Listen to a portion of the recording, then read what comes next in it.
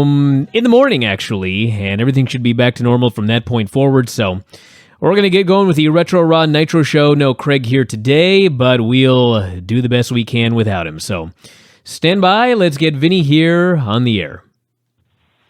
Alrighty, back here on the show. Vinny's joining us here today. As noted, Retro Raw Nitro 19 years ago this week. No Craig here today. He'll be back next week. And I don't know what else to start with, Vinny, so shall we? Let's get going. WCW Monday Nitro number 199, July 12th, 1999. A clip of Bret Hart's speech from last week, saying he was taking more time off after Owen's death. But while he had the chance, he wanted to thank the fans for all they'd done for him.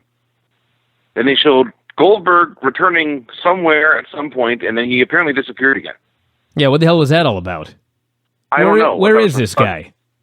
I don't know. I read your report on last week's Nitro, which I did not watch, and I did not see Goldberg anywhere in there. Yeah, he wasn't there. That's why. Yeah. And finally, they showed the chaos at the end of last week's show between Nash and Sid and Savage and Fake Sting and Sting. And they opted not to re-air the footage that appeared to show Randy Savage beating up Gorgeous George. Yeah, I wonder why. I can't imagine why that was not re-shown. Yeah, so as we talked about last week, Randy Savage was out of his mind, and there was a spot where he shoved Gorgeous George. He slapped Tori Wilson, who, by the way, did not know that she was going to get slapped, and so you can imagine how she felt about that. And there was a lot of heat on Savage. They didn't mention it all this week. They had a pay-per-view, the Bash at the Beach or whatever the hell it was. And on that show, Randy Savage, after all of that controversy, still won the WCW title, and that's what we got heading into the show. Also, the Junkyard Battle Royal, we should mention that, took place on the show. Fucking horrible. Everybody got hurt, $100,000. So, quite the pay-per-view there. So Mean Gene brings up Savage. He won the world title in a goofy tag team match. He comes out alone. He brags about his title win for a while. Says he told the crew to stay in the back because he's the boss. He uses an open challenge to anyone except Kevin Nash, who did not deserve a title shot because he's a zero in life, and I got his number, and his number is 0. This was awesome. I love that promo. Do not bury Randy Savage's promo. Do not bury Sid's promo later. They were both fabulous promos. I did not bury Savage's promo one bit. So, who should have rocked the one? Hulk Hogan, who has not had a match since the 4-way at the pay-per-view in Tacoma at Spring Stampede, when he suffered a knee injury, and they were teasing his career might be done. So he walks out, and Savage immediately bails like a coward, screams for Bobby Heenan to get Hulk out of there. Then Savage admits, he says to the world champion has made a mistake. And he clarifies that Hogan belongs in the same category as Nash. Hogan says, it's too late now. You challenge anyone but Nash. It's done. I ain't a title shot tonight.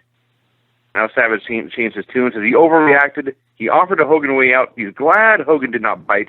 He's going to let Hogan out. He's not going to let Hogan out of there. He never liked him. Went back and forth for a while. Savage was awesome here. Yeah, Randy Savage was awesome. Hogan was a huge babyface coming back. Randy's just doing all of these crazy lines, challenging anybody except Kevin Nash. Hogan comes out. He doesn't want to challenge Hogan. Hogan cuts a promo. Savage changes his mind. Now he wants to face. He was just awesome. He was great in this segment. This was a good show. I thought these were actually both pretty good shows on the whole. I was somewhat bored by Raw. Raw was not like a bad show, but it was kind of boring, I felt. This show was exciting. There were good matches. There were good promos.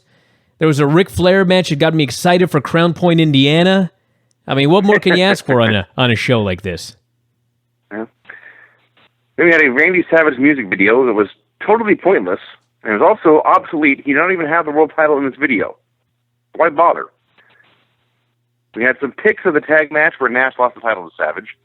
So the story is that in the footage, Randy Savage certainly did throw Gorgeous George behind a wall. But then when he started throwing kicks, we couldn't actually see him kicking her. No, but he's still throwing kicks off camera. Yes, but it appears this is all, I'm guessing, that this is all a setup by Savage and George to get Nash to lower the defenses. Because you see, in the tag match, George was in Nash's corner, but then somewhere in there she turned on him and Savage hit the big elbow for the win. Huh. And that's the best I can do to try to connect these dots. The other note about this package is that Sid's punches, even in still photo form, look horrible. Yeah, but he's awesome. We had nothing happen for a while. We had the Nitro girls dancing. Vinny, let's just say that they unfroze a caveman, okay, and he comes back to life. All right. Walter Sullivan, yes. He ain't gonna do Western boxing. He's gonna throw fucking clubber and forearms exactly like the Neanderthal Sid is doing in there.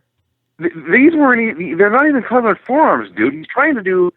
I guess it'd be a jab. He's making his fist and throwing out straight, and his fist is at the bad angle, and they're not close to connecting. It looks bad. He's a renowned striker.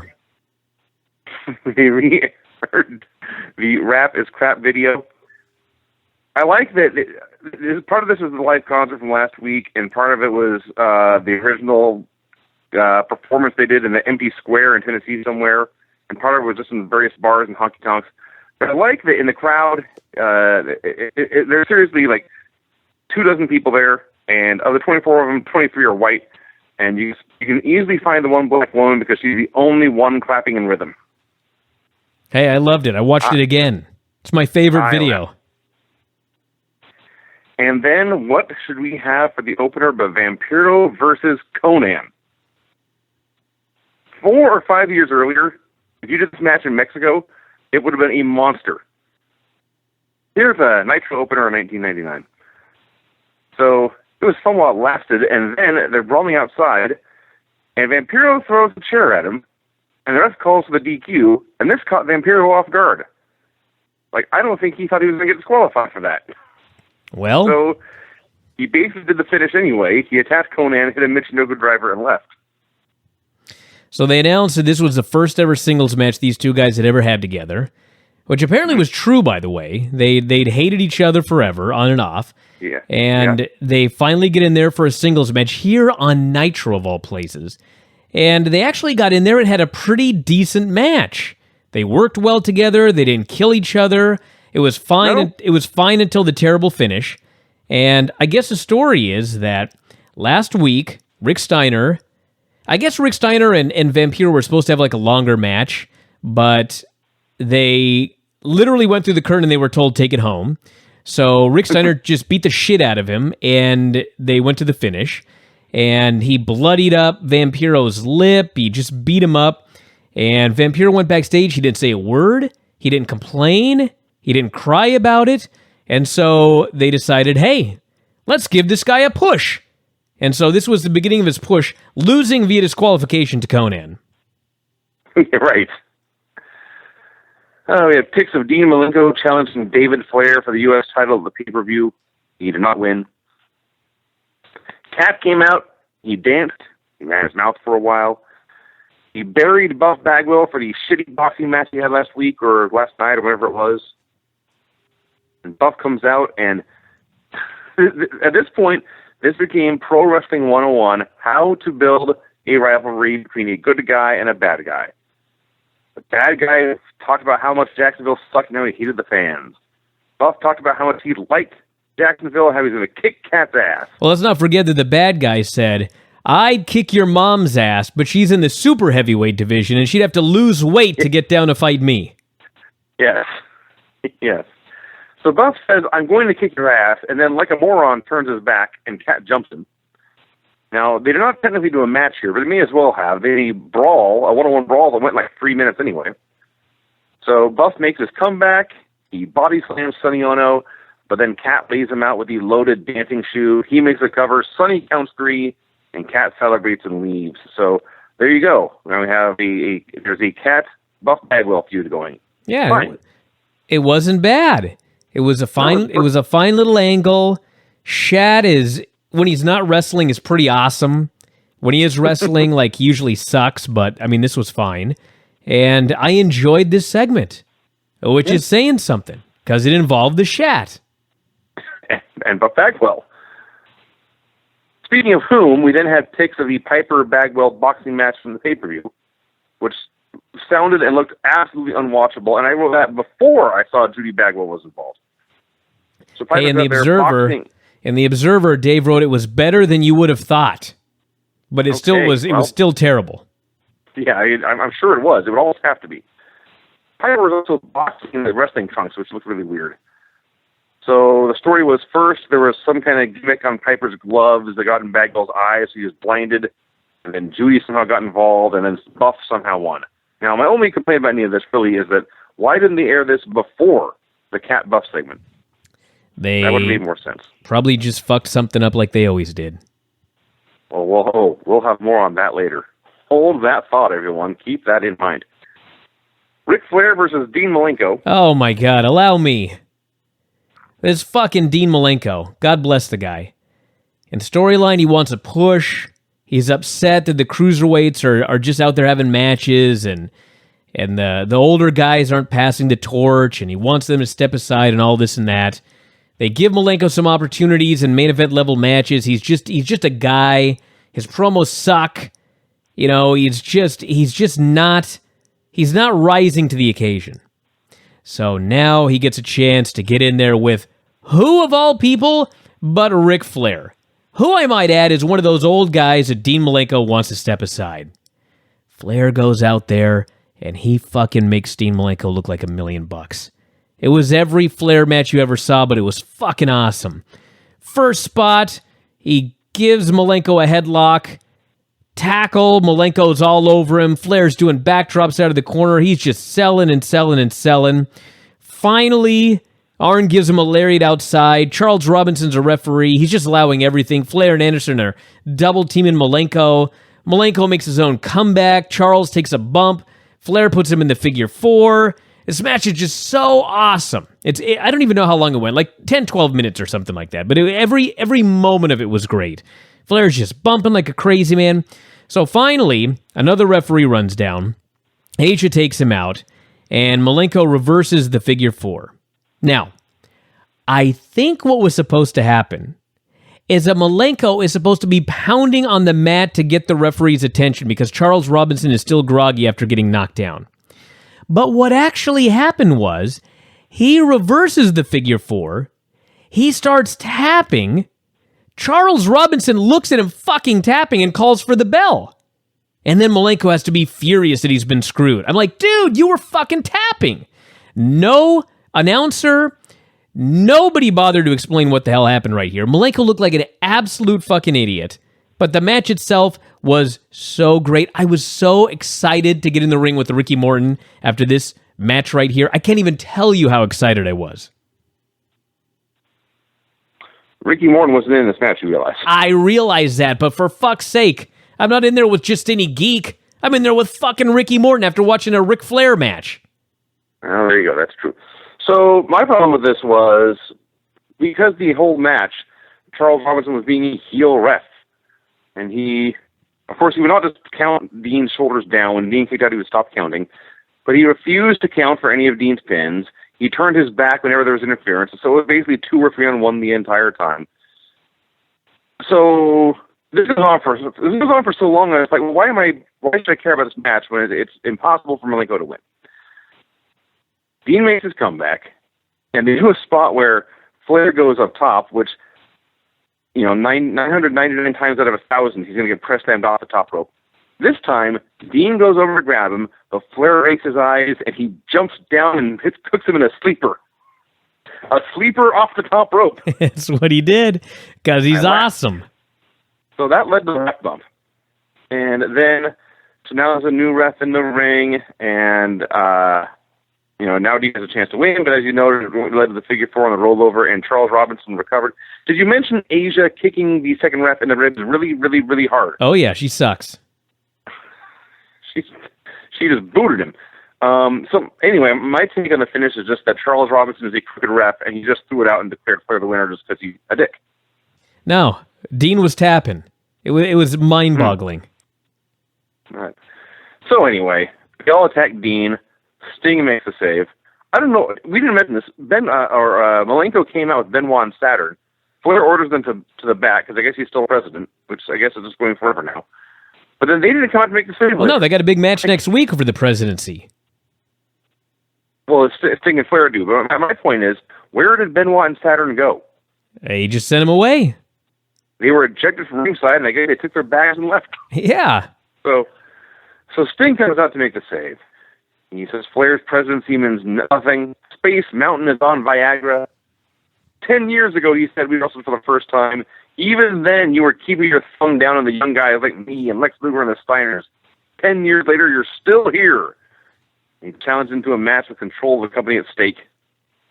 Flair's a better idea. He says, I'm going to book you against my son, David. Big Bad Dave. Big Bad Dave. And if you can beat David Flair, then you can wrestle me. And they cut to Sting. And Sting has had a couple of personas over the years.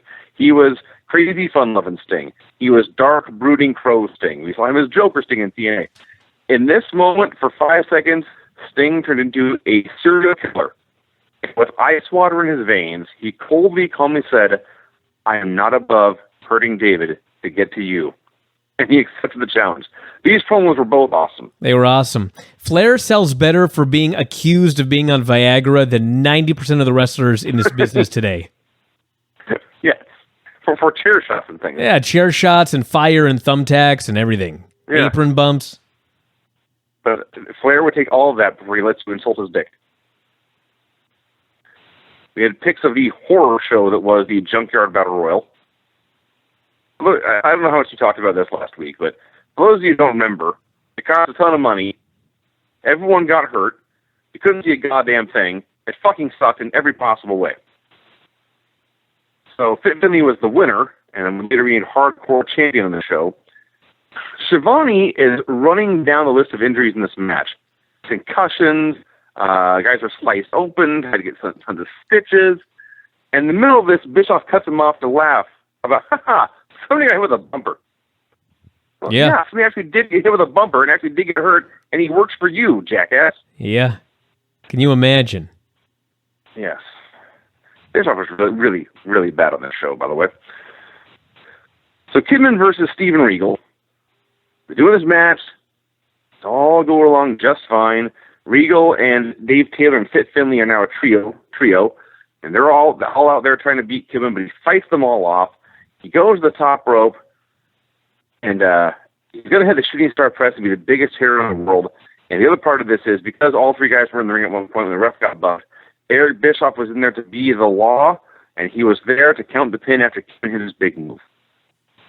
And Kidman goes to the top rope, and he jumps straight up in the air, and he comes straight back down, lands on the ropes gut first, and bounces forward, and time just freezes.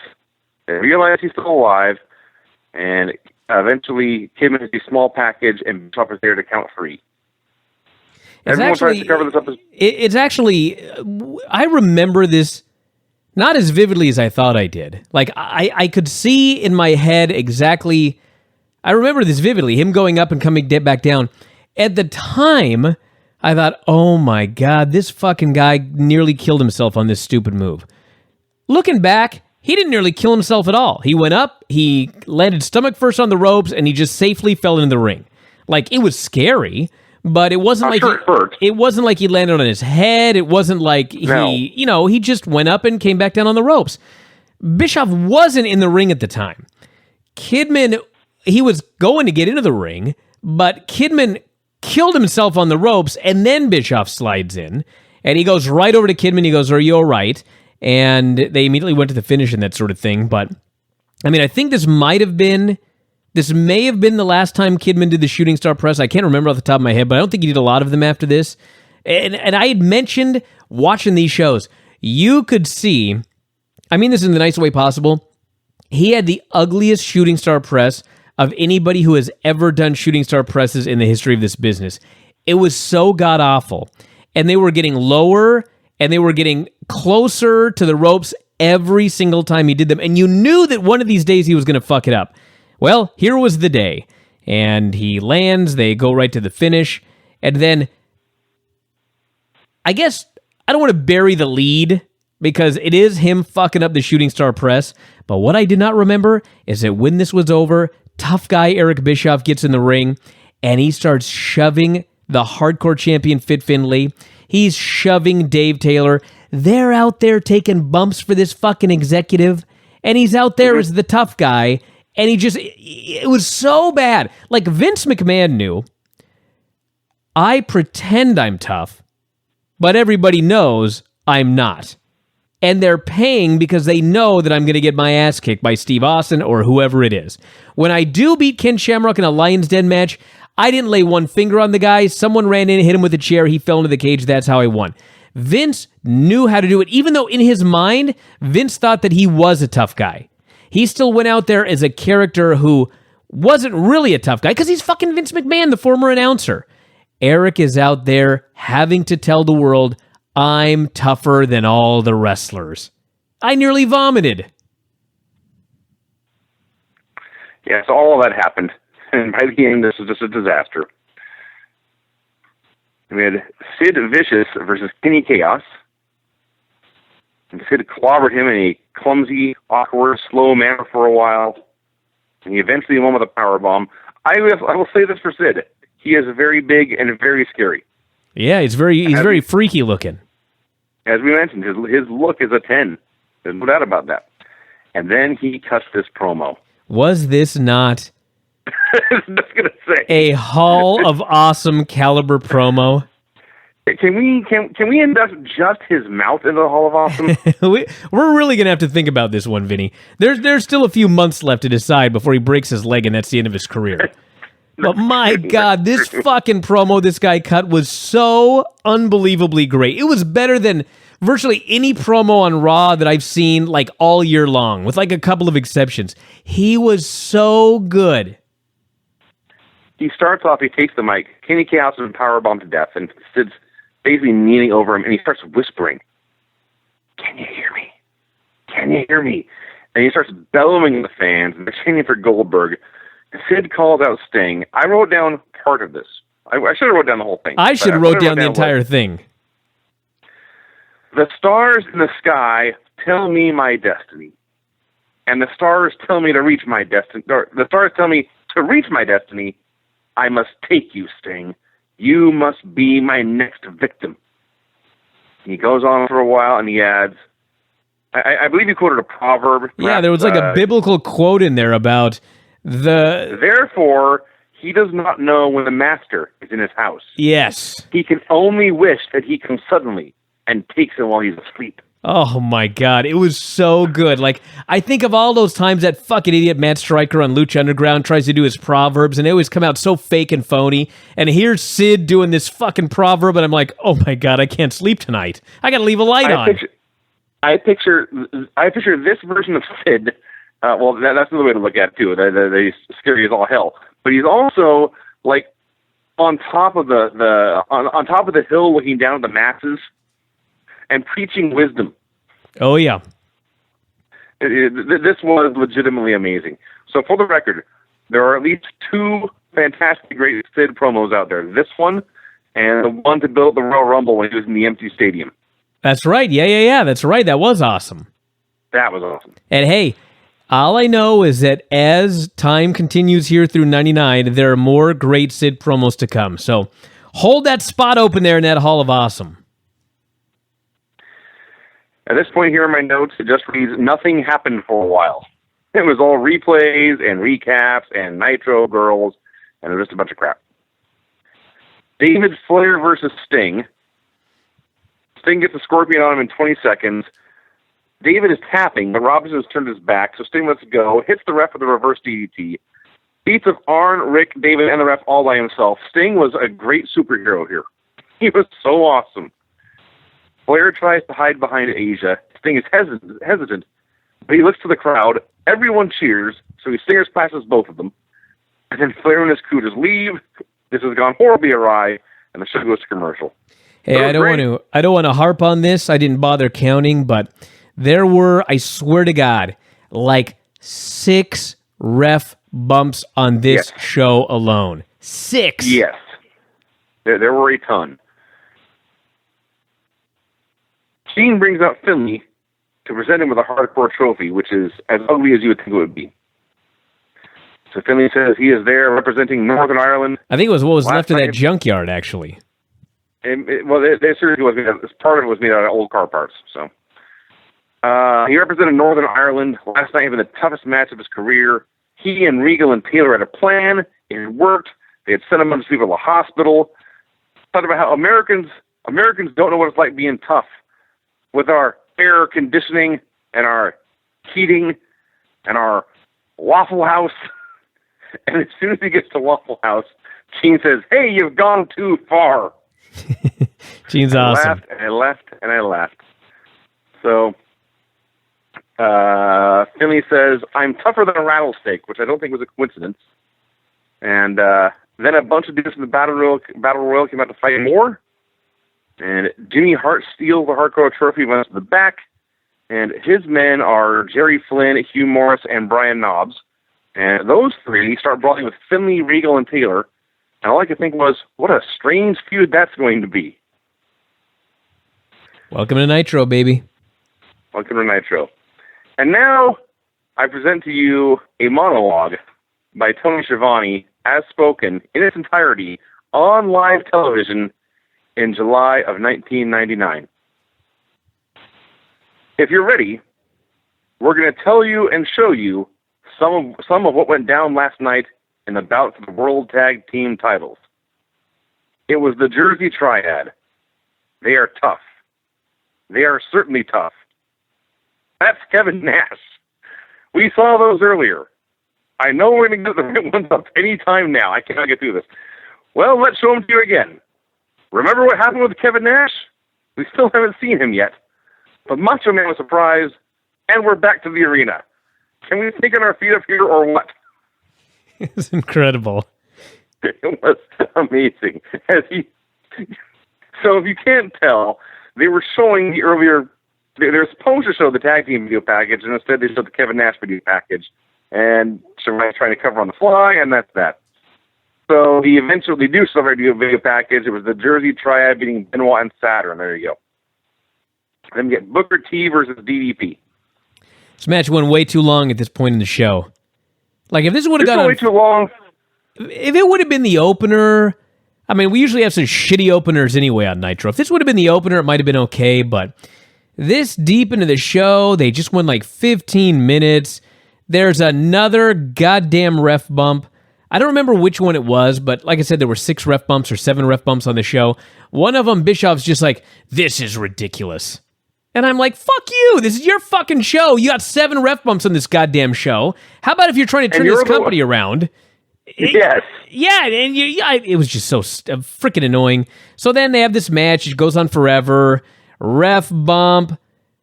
Another ref runs down. Canyon's got powder. It gets reversed. And then after all that, Bigelow just runs in for the DQ. Yes. I was like, a goddamn waste of time. I wasted 15 minutes of my life and you gave me a fucking DQ? The legit 13 minutes, not counting the commercial break. There was a Raw match. Go ahead. That is what angered me more than anything else. You see, if it's too long for this spot in the crowd or this spot in the show, this is too long for that finish. There was a Raw match last night, and I can't remember which one it was. It doesn't matter. The point was, it didn't go very long, and the match was merely a setup for an angle that they were doing afterwards.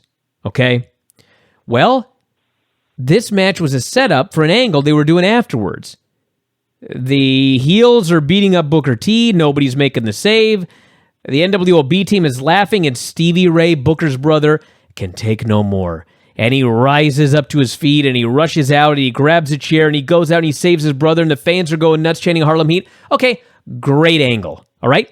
If the match is a setup for an angle like that, then the match should go like 4 minutes, 5 minutes tops. Don't give me 15 minutes and a fucking DQ just so you can set up your goofy angle. Yeah, so that sucked. And the crowd was chanting for Harlem Heat as Stevie fought off the heels. Then they had taped Booker to the ropes, and Stevie was untaping him as he went to break. And then we had Randy Savage versus Hulk Hogan for the world title. So very early on, Medusa and Miss Madness interfere, so Hogan bonks their heads together.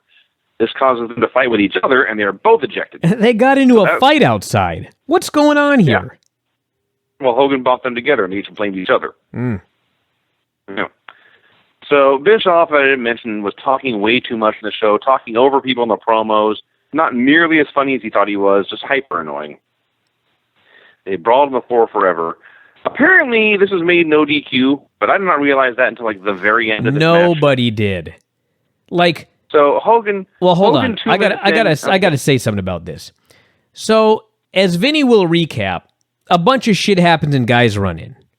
The fans are they're initially furious because they think it's a DQ, but it's not a DQ. Tony Schiavone has no idea why the match is still going on. And finally, Eric Bischoff says, Hogan asked for a no DQ stipulation in this match.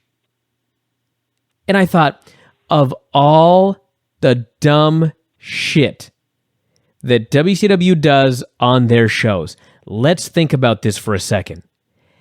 Every fucking Nitro ends with a run-in disqualification, okay? You're announcing that the main event of the show tonight is Hulk Hogan versus Randy Savage for the WCW World title. In what fucking universe do you not announce it's a no disqualification match? Why the fuck would you save that until the end of the match? They might have actually got people sticking around to see a potential championship change if they knew that they weren't going to get a run-in disqualification because there's no DQs in the match. They're so fucking stupid they didn't even announce that. So 2 minutes in, they're brawling on the floor, and Hulk Hogan, he's standing in the same place on the floor, and he hits Savage with a chair where Vampiro used a chair 3 hours earlier, and that was a DQ, and here it was not. I was confused. I had no idea what was going on.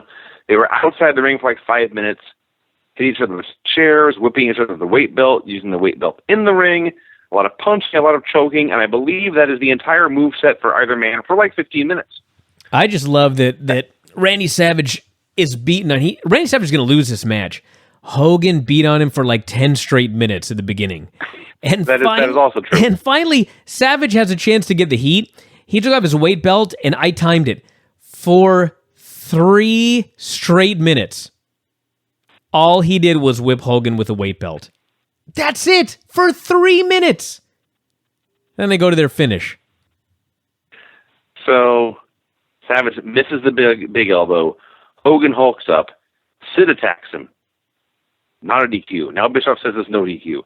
Sting attacks Sid. Randy Savage pulls out a chain and he hits Hulk Hogan with it, but he is sure to do this behind the referee's back. Why? In a no, he probably didn't fucking know it was no DQ. So now Kevin Nash and his jorts are in the ring. Powerbomb Savage. Hogan crawls over and makes the pin. Hulk Hogan's the new world champion. Now, I did a little bit of research here. Well, honestly, I want to say one thing. Okay. It was a lot better than I expected. As much as we're burying it, I expected it to be much worse than it actually was. Hey, you know what? They were in Jacksonville. It worked for the people in Jacksonville. They were into the whole thing, and they went crazy at the finish. So they worked in the building. Now, a little bit of research I did. Between the World Wrestling Federation and World Championship Wrestling, Randy Savage won 6 world titles. When he lost them, he lost 3 of them to Flair and 3 of them to Hogan. And 2 of those losses to Hogan came one night after he'd won them. How about that? That's amazing. So Hogan throws a big party. And while we're talking about the great things about this, Hogan celebrated this World Championship reign, which had to be his 10th or something. He celebrated it like it was his first. He went crazy. And then Nash cut the promo on him. He welcomes Hulk back. Says I've handed that belt to you twice. And now I realize, I thought it was safe to go back in the water. And now I realize the shark is back in the tank. Oh, and no. Hold on. Nash has a saying. He says it all the time.